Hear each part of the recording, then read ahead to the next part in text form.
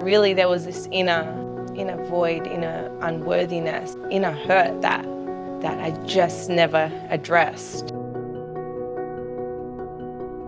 Hi, my name is Famida and this is my story. Growing up, I didn't speak English even though I was born here.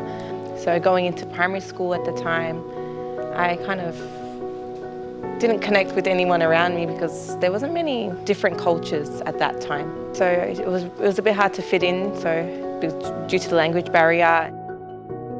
Well, my family is Muslim, so I grew up in a Muslim household. From a young age, I did practice just learning. I learned how to read Arabic before I spoke English. Never understood what I was reading. Growing up, I began to try and understand the Muslim religion, but I would never say I actually followed it because it just seemed like there was so much I had to do and I just could never meet the expectations or connect in that way. And there was that language barrier. I never understood Arabic. It was a very strict household in regards to just even my toys. There were certain toys I couldn't play with. It came to an age where I was about 9, 10.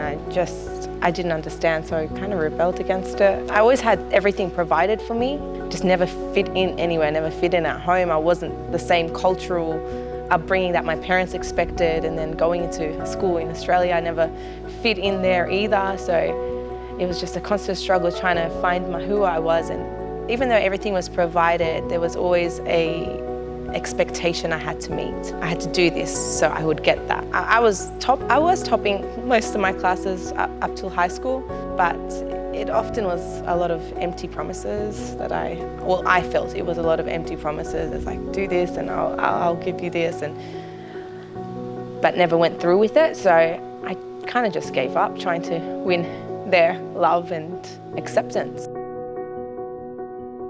It was year 8 where a lot of it started. I probably had this built up anger, resentment, unworthiness. I struggled with anorexia and bulimia through my high school years. I remember just losing a lot of weight. I wouldn't eat anything.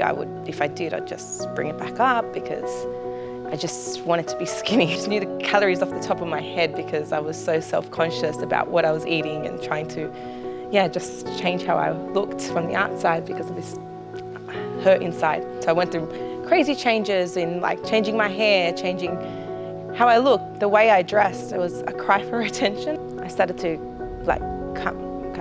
cut my wrists, but it was never that deep or anything. It was more, maybe it was a cry for attention from my family, from I don't know who at the time. I left home at 18. As soon as I finished high school, I left. Not that I told my parents left, I just went out one night and never came back. Met my ex at the time and moved in with him, and I was living in that relationship, not knowing how much insecurity and brokenness I had inside me that I did not know how to have a relationship.